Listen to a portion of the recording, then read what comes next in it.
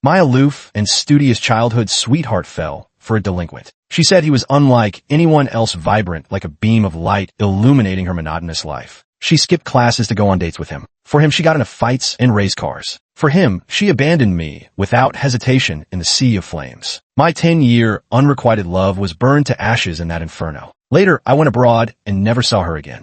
Yet I never expected that 10 years later we would meet again at a business gathering. I thought she had already married and lived happily with her boyfriend from back then. Yet to my surprise, she stared straight at me, tears falling on the spot. Do you have any idea how long I've been looking for you? When I saw Sophia again at a business banquet, she lowered her head in contemplation, a swan-like stretch of snow-white neck peeking from beneath her raven hair. Though surrounded by a crowd clinking glasses and exchanging toasts, she still seemed to carve out an invisible no-entry zone around herself. She was the kind of striking that caught the eye instantly. 10 years apart, she seemed even colder than before her gaze at others, like the perpetual snow of an icy tundra. Perhaps only when looking at Eric would that snow melt into the warmth of spring.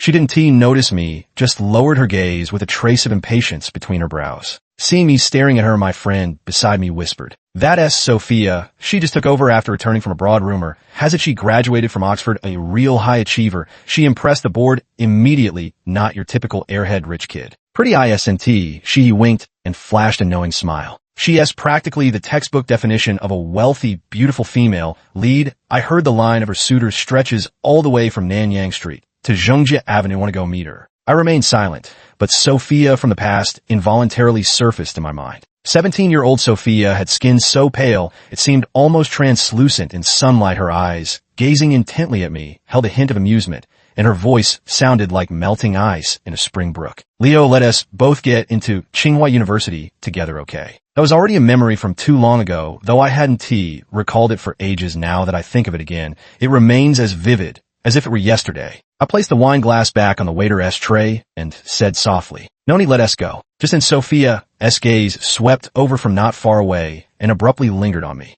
She froze for a moment, then abruptly pushed through the crowd and strode toward me, eventually breaking into a run. In her urgency, the sharp click-clack of her high heels echoing rapidly across the floor. "Leo," she called out, her voice trembling with a note of disbelief. Perhaps I imagined it, but her eyes seemed slightly reddened. I pretended not to see it and turned to leave. Sophia and I didn't have a particularly special story. Our families have been close since childhood. We were even born in the same hospital, one right after the other. We were practically the textbook definition of childhood sweethearts. Sophia has been arrogant since birth, believing everyone beneath the heavens, except herself, is unrecyclable trash. From elementary school, the love letters she received could fill half a drawer, yet she never read a single one. She would only tear them to shreds in front of the boys and coldly toss them into the trash. And she truly had the right to be proud, born into wealth with exquisite looks and a sharp intellect. By 3, she was already flipping through the Oxford Dictionary, and by 11, she had hacked in her father's company firewall to steal confidential files, leaving him hopping mad, yet secretly swelling with pride. Only in front of me did she show some restraint. Sophia never skipped a grade. In her words, "I'm so dumb. If I didn't stay with you, you'd be doomed." So from childhood, right after school, I'd go to her house, or she'd come mine. We'd play while she tutored me. She'd even wrap my head with a pen, sighing in frustration, "You hopeless case," as if scolding unrefined iron that refused to become steel. "Leo, how many times have I explained such a simple problem to you? Are you an idiot?" With Sophia, a genius tutor, giving me private lessons every day, even if I were an idiot, I should have figured it out by now. Since childhood, our grades were always first and second place. And in life, we were inseparable like two peas in a pod. Her mother often joked that we were so close we could share a pair of pants, and teased my mom about arranging a childhood betrothal for us. Every time I heard her say that, my face would turn red, and I wouldn't say a word, but deep down I was overjoyed. Who would like Sophia? So beautiful, so outstanding, so unreservedly partial to me alone. If the story ended here, it should have been a childhood sweetheart's happy ending. Unfortunately, it wasn't long before Eric appeared.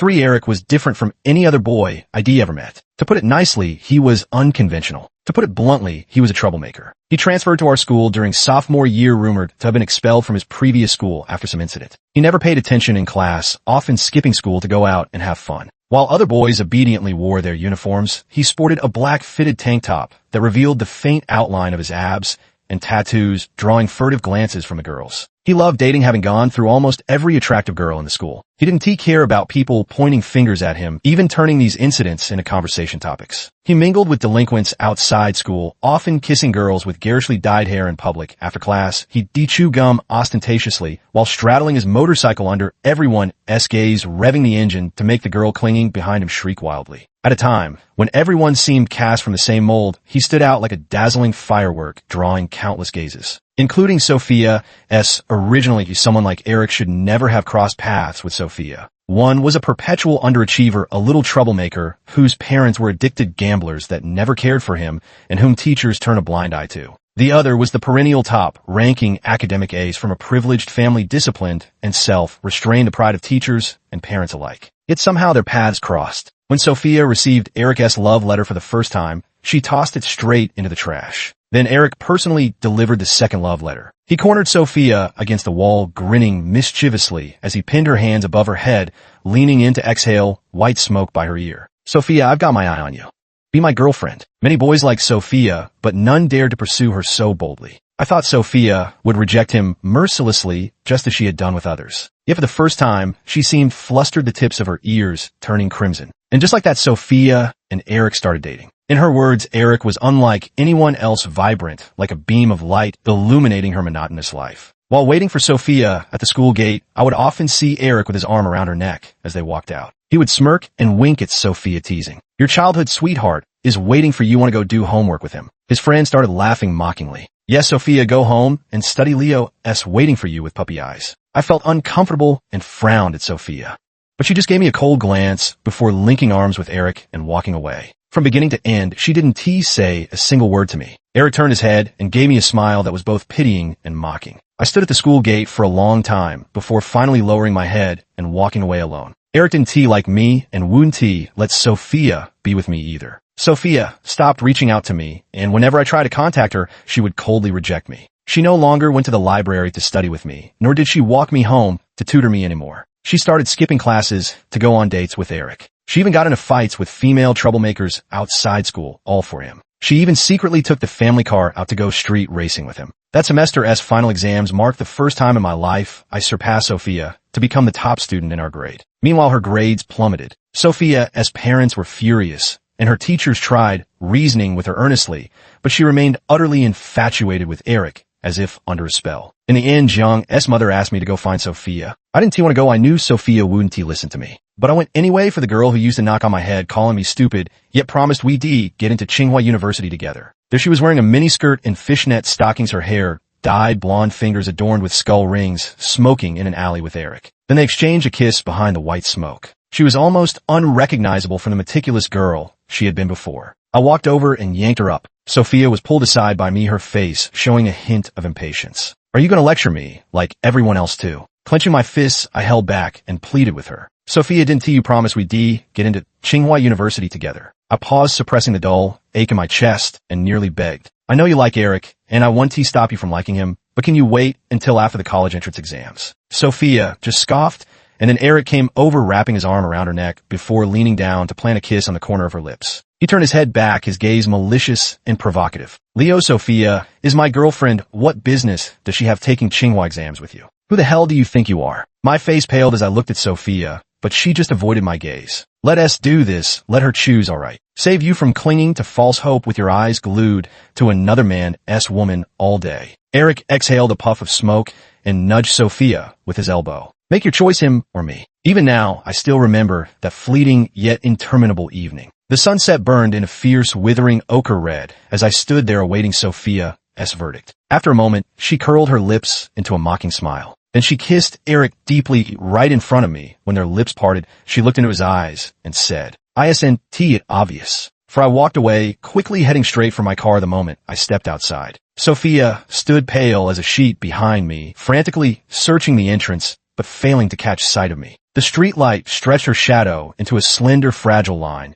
as if it might snap at the slightest touch. I leaned back in the driver's seat and lit a cigarette. The cool burst of menthol filled the enclosed car as I closed my eyes slightly. I never used to smoke. It's a habit I picked up after going abroad. Tobacco doesn't bring much joy, but it lets you forget your troubles for a while. The reason I went abroad was that I nearly got burned alive. On the afternoon, I was looking for Sophia, the gangster, who had once fought with Eric, came looking for payback. I heard his sister had dated Eric and even had an abortion for him. Later she went to harass Eric again, only to get slapped by Sophia. The punk couldn't swallow this insult and called in his gangster boss from the underworld. That afternoon, the three of us were tied up and thrown into a van. Eric was beaten, especially badly covered in blood. Then we were dumped in an abandoned warehouse waiting for the so-called Big Brother to decide our fate. Young bodies can take a beating, though. It looked bad. They were mostly superficial wounds. Eric soon regained consciousness and managed to grind through the ropes, binding his hands. The warehouse had 2 doors. Sophia had loved taking things apart since childhood, even dismantling the lock on her family's front door once. She used a piece of wire to unlock the gate just as the three of us were about to run when the thugs suddenly heard the noise and kicked the door open. Instinctively, I looked at Sophia. In that split second, her gaze landed on Eric and she grabbed his hand and ran. My hand froze mid-air, my blood turning ice cold in an instant. As Eric left, he even made sure to slam the gate shut right in front of me. I was just 1 second away from opening the door when I failed to escape. I hadn't recalled what happened after that day for a long time. That thug knew me, aware that Sophia and I were childhood sweethearts. Sophia ran off with Eric, leaving the gangsters to vent all their anger on me. I had one of my legs broken alive with a club, and countless blows rained down on my body until I was barely breathing, more gasping in and out. In the end, the thugs set the warehouse on fire. The flames were scorching hot, searing my eyes dry until no tears could flow. Yet all I felt was an all-encompassing cold. It was freezing cold. That fire burned away my decade-long, unrequited love. But I didn't die. After all, a kind passerby saw the flames and called 119. Perhaps fate wasn't done with me. The fire department happened to be nearby that day and arrived quickly. After I was rescued, my parents completely broke down. I lay in the hospital for a full half-month. When I woke up, I only said one sentence to my parents: I don't want to be here anymore. Because of that incident, I can no longer engage in strenuous physical activities. I used to love playing basketball, love long distance, running, love skiing. But after that, none of it was possible anymore. Our family completely severed ties with Sophia. As family, her parents brought her over several times, only to be driven away by mine. After that, to leave this place of heartbreak, my parents moved our entire family abroad. I changed all my contact information, completely cutting off everything from the past. 10 full years after that, Sophia and I never saw each other again. That year, I was 17. My youth came to an abrupt and tragic end in such a ridiculous manner. At 27, I returned to China to take over the family business. I never expected to see Sophia. The moment I saw her, the pain that had been buried for 10 years suddenly surged back, making me instinctively avoid her. Sophia, the name that brought so much light into the first 17 years of my life. In my 17th year, she was the one who personally pushed me into hell. To be honest, that day's events can't be entirely blamed on Sophia. Choosing Eric over me wasn't really her fault. Now I don't hate her that much anymore, but I don't want to see her again either. Perhaps the more you don't want to meet someone, the more fate insists on bringing you together. I never expected to see Sophia again so soon. Sophia remained frozen in the doorway of the negotiation room, her hand still pushing against the door. She stared at me with such intensity, her entire body rigid as if turned to stone. After what felt like an eternity, her lips began to tremble. Whether it was my imagination or not, I could swear I saw her eyes turning bloodshot. A storm of conflicting emotions surged through me, threatening to overwhelm my self-control. Lewis beside me glanced at me. What is wrong? This question pulled me out of my trapped emotions, and I steadied my voice. Nothing. Throughout the negotiation, both Sophia and I were distracted. I was on pins and needles, and as soon as the negotiation ended, I was ready to leave immediately. Sophia grabbed hold of me. Her eyes were bloodshot as she rasped, "Leo, that day, it was you, wasn't it? I've been searching for you all these years." Memories flood uncontrollably into my mind at this moment. Unbearable pain. The scorching heat of flames. A leg that can never endure strenuous movement again. I abruptly shook off her hand. "Sophia, have some self-respect." She pleaded urgently. "Leo, the first know I wronged you back then. All these years I've thought about that day, every single day. Just as I was nearly losing control and about to leave, Lewis suddenly stepped in front of me. She was quite tall, standing at a full 175 meters, even half a finger taller than Sophia, completely blocking Sophia's line of sight when she stood in front of me. Sophia, her voice carried a careless tone, yet her emotions were icy.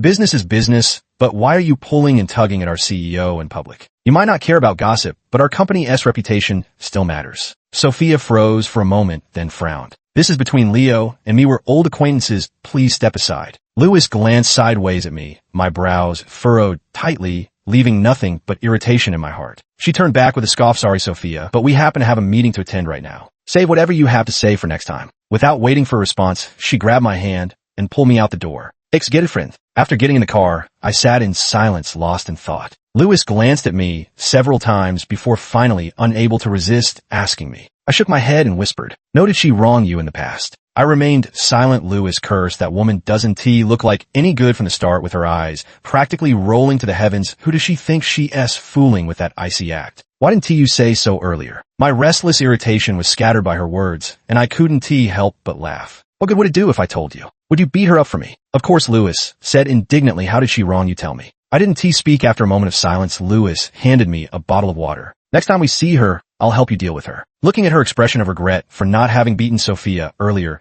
I couldn't help but curl my lips into a smile. The gloomy emotions gradually dissipated. Lewis and Sophia were two completely different types of people. Sophia had been the unattainable flower since childhood, and after returning home and seeing her, I heard quite a bit about her. I thought she liked Eric so much that she would stay with him forever. I never expected them to break up right after I was rescued. I heard it was quite unpleasant. Sophia actually slapped Eric in public before they went their separate ways. She finally saw the light and regained her position as the top student in just one semester, eventually becoming the provincial top scorer and getting into Tsinghua University. After graduation, she went to the UK for further studies and only recently returned to take over the family business. She was the epitome of heaven's favored child, driving a Maybach and dressed in haute couture, seeming to exist in a different world, even when sitting beside others. Lewis was different. Though her family was wealthy too, she carried none of the entitled airs of a rich second-generation heiress. During overtime, she'd debunk with us on camp beds at the office, waking up with her hair a complete bird's nest. She usually wore 100 yuan t-shirts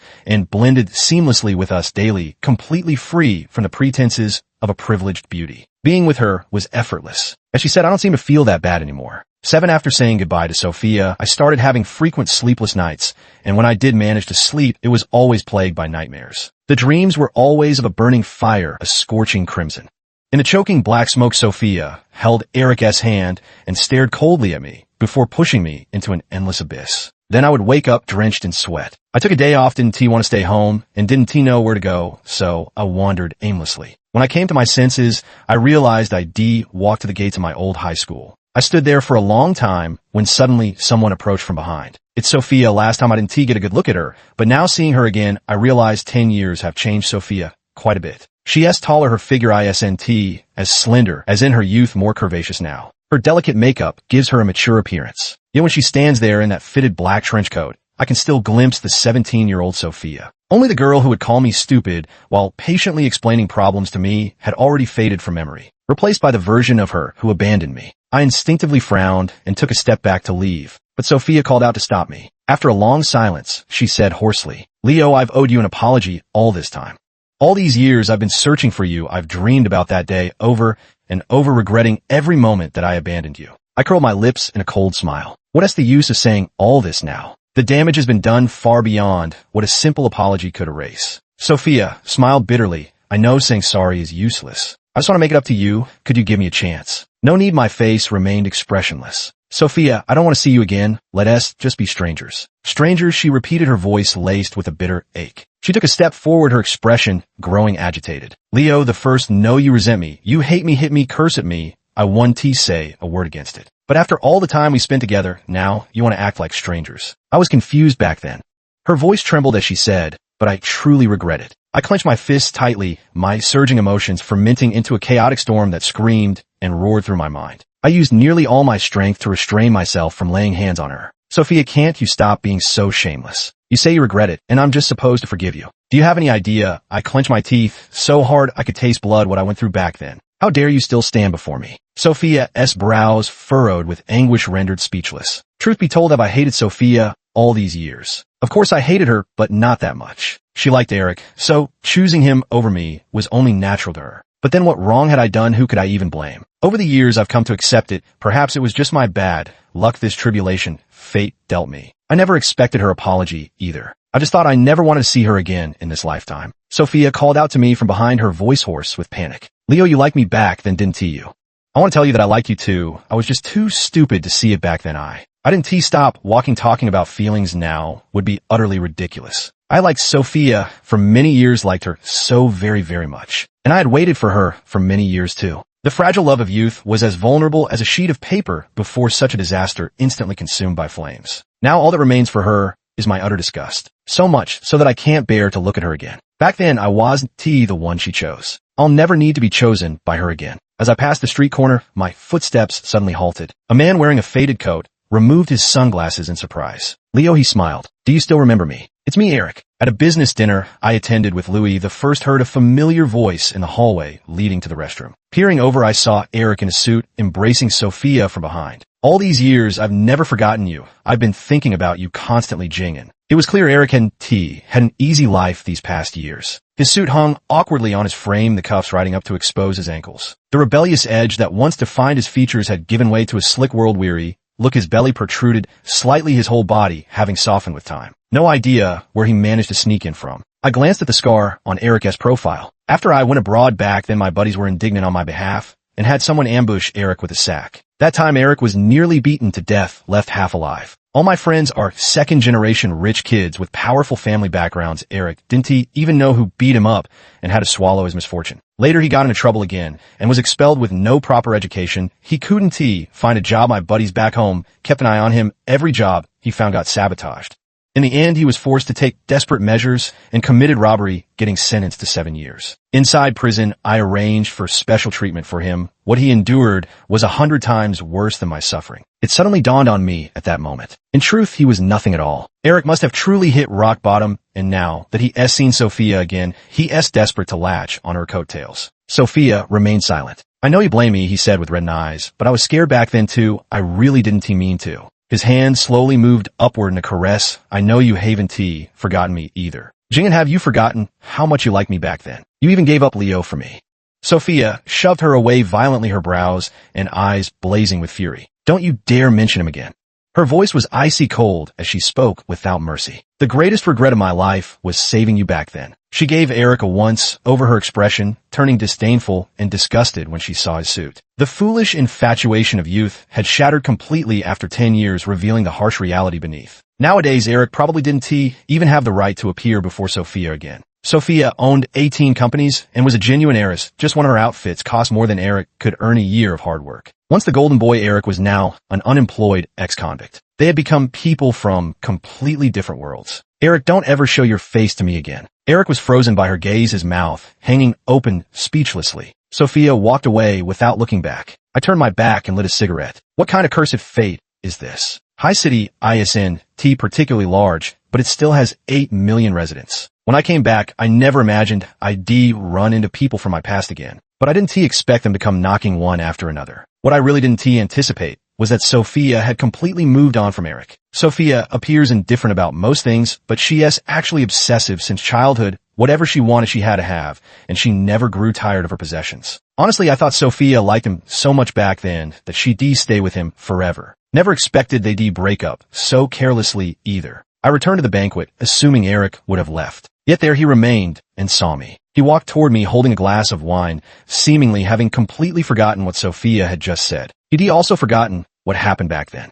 With an awkward smile, he approached. What a coincidence, Leo. It's been so long. How have you been all these years? I stared at him for a moment, then turned to leave without saying a word. If Sophia had chosen Eric back then, I could still understand. But when Eric shut that door, he pushed me straight into hell. To this day, I still don't know why he closed it, whether it was deliberate revenge, because he thought I was too close to Sophia, or just a panicked attempt to buy time. I don't even want to know. All I know is I despise the person standing before me, especially when he appeared before me so nonchalantly. I could truly wished I could kill her on the spot. I took a deep breath. There were too many people around. I couldn't lose my composure in public. But Eric stubbornly grabbed hold of me. We're old classmates. After all, what else with the attitude now? Remember when you were chasing Sophia back? Then he sneered, throwing an arm around my neck. You followed her around like a dog, but she only wanted me. He kept rambling on, trying to vent the humiliation he suffered from Sophia onto me. I set my glass on the waiter's tray and loosened my tie. Bang! Eric's head snapped to the side from my punch, the rest of his words choking his throat. I retracted my throbbing fist, my gaze turning colder by the second. You dare hit me? A flash of venom crossed Eric's eyes as he clutched his face, shouting to everyone around. Leo, you fucking dare hit me. Who the hell do you think you're? Someone call the cops. This guy is assaulting people. He was clearly in this kind of place for the first time. The crowd around watched him like he was some kind of clown putting on a show. Eric's voice gradually trailed off. I casually took the hand towel handed by the secretary, wiped my hands, and tossed it aside. Sophia rushed over after witnessing the commotion and asked with concern, "Leo, are you all right?" She scrutinized me from head to toe, confirming I was unharmed, then turned to glare at Eric on the ground and snapped in disgust. "Why are you still here making a fool of yourself? Didn't I tell you to get lost?" Eric clenched his teeth, still trying to speak while I looked down at him with disdain. "Security, throw this man out." Eric was dragged out in panic by two burly security guards shouting Sophia's name, but she didn't even glance his way. I irritably shook off Sophia and walked out of the banquet hall. The autumn wind carried a desolate chill, and I belatedly realized how cold I felt. Lewis chased after me and handed me the coat she had prepared for me. "Who the hell was that idiot just now? I asked you last time, what's the deal with this Jiang person? How did she bully you?" I clutched my coat, drawing warmth from the lingering heat on its fabric. Since the accident happened, I've never told anyone about this matter. I didn't want to bring it up, but now for some reason, perhaps because the autumn night was too cold, or perhaps because the person beside me was too warm. I remained silent for a long time before finally speaking. Lewis stayed quiet for a long while. I tugged at the corner of my mouth, smiling bitterly. Tragedies happening to others always carry a hint of absurdity. It's only natural she'd find it distasteful. Yet she slowly embraced me, shielding me from all the darkness. Only the warmth of her body remained. I whispered, "Pretty stupid, huh?" Lewis murmured a little, "But not you, it's them." I couldn't help but curl my lips into a smile. I didn't expect her to say anything sentimental. Lewis was clueless when the young guys at the office secretly flirted with her. She'd think their eyes were twitching and ask if they'd been staring at the computer too long and had dry eyes. But suddenly the cracks in my heart didn't feel so unbearable anymore. I blurted out, "Lewis, do you like me?" I wasn't an idiot, nor did I enjoy playing hard to get games. "Lewis is really good to me. She's a wonderful girl, and it would be unreasonable for me to keep pretending not to know." Lewis's face visibly reddened in the night, eventually flushing crimson all the way down to her neck. Her eyes widened, her beautiful pupils reflecting my smiling face. I expected her to deny it, but instead she just stared at me. "Did you just figure that out?" I remained silent, avoiding her gaze. "I don't want to hold you back. I really don't want to be in a relationship right now. I used to like someone too. It's just that having an unrequited love, and in such a painful way, truly scared me. Over the years, there have been girls who showed interest in me, some of them quite exceptional. I once tried to force myself to give it a shot, but I always found myself unbearably retreating at the last moment. All these years, only Lewis's touch was something I could tolerate, but that was all there was to it. I was truly afraid. Lewis looked somewhat disappointed, yet still managed to raise a smile, one completely free of shadows. "I understand, and I can wait. Leo, as long as you don't push me away, I won't ask for anything more." I froze. Lewis had excellent qualifications. His family background and looks were no less impressive than Sophia's, though a bit rough around the edges. The number of men who fancied her could still circle the company 3 times over without issue. An indescribable emotion suddenly welled up in me, my heart swelling with a sour ache. Just then Sophia came looking for me. The moment she saw me, she anxiously explained, "Leo the first truly didn't know he would come today." You she didn't finish. Lewis's palm struck her face with a resounding slap. She wasn't bluffing. She really helped me beat up Sophia. I don't know exactly how strong Louise is, but she definitely went all out. Sophia staggered and nearly fell, blood trickling from the corner of her mouth. Louise's eyes darkened with contempt as she sneered. "You still have the nerve to come looking for him." Sophia's expression turned cold as well. She wiped the blood from the corner of her mouth. "This is between Leo and me. It's none of your business." Lewis casually rolled up the sleeves of his 40,000 yuan Chanel jacket. "You're harassing my boyfriend and still claim it has nothing to do with me. Get lost right now. If I catch you bothering Leo again, I'll beat you up every single time." I froze momentarily before regaining my composure, choosing not to refute Lewis's words. Sophia was stunned. Then she turned to look at me with disbelief in her eyes. "Boyfriend Leo, are you with her?" "Right." Lewis grabbed my arm and said sarcastically, "Sophia, when it comes to family background and looks, I won't lose to you as for age." She looked her up and down. "I'm much younger than you. Annie, have some self-awareness. If Leo doesn't choose me, would he really pick an old woman like you?"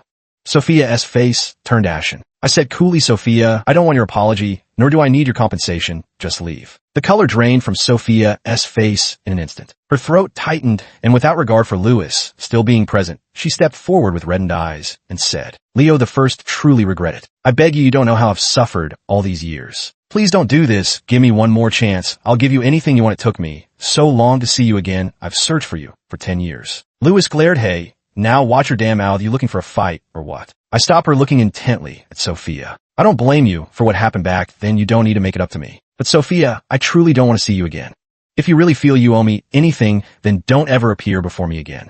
Sophia staggered, her face etched with profound despair. Then she gave a bitter smile. "Fine, if that's your wish, then I agree." I never imagined that would be the last time I saw Sophia. The next time I saw news of her was in the local headlines. Man kills in jealous rage, heir to fortune dies on the street. Eric still couldn't let go of Sophia and relentlessly pursued her. Sophia had nothing left for him but disgust and hatred, so she simply had someone beat Eric up. Eric had nothing to lose to begin with, and for a moment Sophia's pressure made life nearly unbearable for him. He grew to hate Sophia. One day, he intercepted her on her way into the company and stabbed her 7 or 8 times on the spot, each strike aimed to kill. By the time the ambulance arrived, Sophia's heart had already stopped beating. Covered in blood, Eric stood in the street, laughing maniacally with the knife still in his hand. "You think you're any better, Sophia?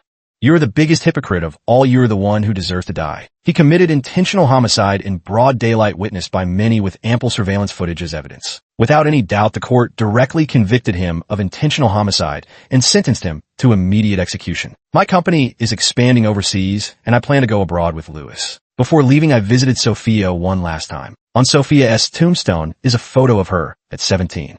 Her eyes were clear with a faint smile. I stood with my hands in my pockets before the grave, when suddenly the image of a girl with wind-tousled black hair appeared before me. She had strikingly beautiful peach blossom eyes, and her gaze held a tenderness that was almost imperceptible. I asked her, "Sophia, why didn't you agree when the teacher suggested you skip a grade?" She scoffed and turned her head away. "What would you do if I left you, dummy? You might not even get into college later and end up screwing bolts for a living." I puffed up angrily. "I'm not that stupid. You're talking nonsense." She looked at me, a hint of amusement in her eyes, and reached out to ruffle my spiky hair. I closed my eyes. It's been too long a memory I haven't recalled in ages. After turning 17, Sophia had become someone unrecognizable, a version I dared not remember. Yet now that she is dead, I find myself recalling how she looked in her youth. I turn around, a 17-year-old girl rests her chin on her hand and says to the boy across from her, "Idiot, I've explained this simple problem so many times, and you still don't get it. What would you do without me?" Those faces gradually blurred, leaving only emptiness. That absurd youth, after so many years, has finally come to a complete end. Perhaps we should have said goodbye long ago. It's just that this farewell comes so late. Sophia, if there is an afterlife, I hope we never meet again. Sophia's perspective, I once thought Eric was a ray of light in my life. For the first 17 years of my life, everything followed a strict, meticulous routine. Every stage of my life seemed pre-planned, what I should do, what I shouldn't do, with no room for error in any step. I never imagined someone could live like Eric did. I never met a boy like him before. Poor grades, terrible reputation, yet he seemed utterly free, not caring about anyone's judgment. So when he blocked my path and confessed his feelings, seeing that glimmer of freedom in his eyes, I couldn't help but nod in agreement. Being with Eric brought me immense happiness. In all my life before that moment, I never experienced anything like it. Don't need to care about what parents or teachers think. Don't need to care about grades. Just follow your heart's desire. I was infatuated with those days, which made me detest even more the unchanging past. Leo represented that very monotony. So when he came to me saying he wanted to take the Tsinghua entrance exams together, all I felt was disgust. I thought I loved Eric. That's why in the warehouse, I didn't hesitate to lead him away. And then came that terrible fire. It seemed the fog in my heart had been burned away by that great fire, and only when I saw Eric again did I belatedly realize with dull awareness. I didn't love him, I simply grew weary of my unchanging life and fell for what he represented, the so-called freedom. When I learned what had happened to Leo, the first completely broke down. I crouched on the ground, wailing with heart-rending sobs, utterly distraught. I don't know how he managed to get through it. I don't know what I'm afraid of either. All I know is that I dare not recall the look of utter despair in Eric's eyes when I grabbed his hand. In that instant, I knew I had lost something profoundly important forever. For the next 10 years, I never saw Leo again. Leo's family and mine completely severed ties. I searched through many people, but Leo seemed determined to cut off all connections with the past. He never let me find him again. I went to the US, the UK, lived in Australia for 3 months, traveled all over the Netherlands, and endured the coldest winter in Canada. Many times I fantasized about opening my eyes and seeing that boy wrapped in a scarf, his eyes brimming with warmth as he smiled. I started dreaming incessantly. The first half of the dream was always beautiful. He'd be sprawled on my bedroom carpet, frowning and complaining. "Sophia, this problem is so hard. Explain it to me again." But the moment I walked over, everything around me would change. The abandoned warehouse was engulfed in flames as he lay covered in blood amidst the roaring fire, shedding a single bloody tear for me. He said nothing, yet with just one glance, he haunted my midnight awakenings countless times, leaving me sleepless through the night. I thought time would gradually make me forget him, yet his face only grew clearer in my heart. I knew Leo had become my obsession. Only after losing him did I realize how deeply I loved him. Eric wasn't my light. My light had appeared by my side long ago. It has been with me for many years. I saw Leo again after 10 years. For a moment I thought I was seeing things, my heart skipped a beat. By the time I went out to look for him, he was already gone. I don't know how I made it home that day, only that I was utterly devastated, my heart swollen, with an unbearable ache, screaming silently in sharp anguish. Fortunately, I saw him again soon. Leo had changed so much, and yet he seemed unchanged, except for the way he looked at me, completely different from before, devoid of even the slightest warmth. In that moment, my heart ached with bitterness, like a traveler who had walked alone for years, finally catching sight of home. I think no matter how much he blames me, I'm willing to accept it. I want to make it up to him, I don't dare to hope, but secretly I wish he could look at me the way he used to. But it seems he doesn't need it. There is someone else by his side now. The way he looked at me no longer held any affection, as if I were some filthy thing to be avoided. I couldn't describe what I felt in that moment. It was as if a knife had thrust straight from his gaze into my heart, bloody, icy, so painful I could barely stand. I almost masochistically savored that pain. This is what I owe him, I deserve this. I never expected Eric to show up again. He ripped open Leo's old wounds and ignored my warnings to keep harassing me. Back then, I ended things with Eric with a slap across his face. I thought it was truly over between us, but seeing him again, now, I realize the hatred has come flooding back. I even wish he were dead. I know it was me who harmed Leo. If Eric hadn't appeared, perhaps we wouldn't have come to this. I had someone take revenge on him. I never expected it would drive him to madness, stabbing me on the street with a knife. But in that moment when I felt life slipping away, I suddenly found peace. This was what we owed Leo after all. Eric and I, we both deserved to go to hell. After waiting so many years for judgment, when a hammer finally fell, I realized my heart was actually at ease. I looked up at the sky, its clear blue without a trace of haze. Just like 10 years ago. Suddenly the boy in the white shirt appeared before my eyes again. He asked me, Sophia, I heard the teacher talk to you today. Why didn't you agree to skip a grade? I stood on tiptoe and reached out. His hair felt slightly coarse, carrying the scent of sunlight. After a long while I smiled. Idiot, what would you do if I left? Do you have any idea how long I've been looking for you?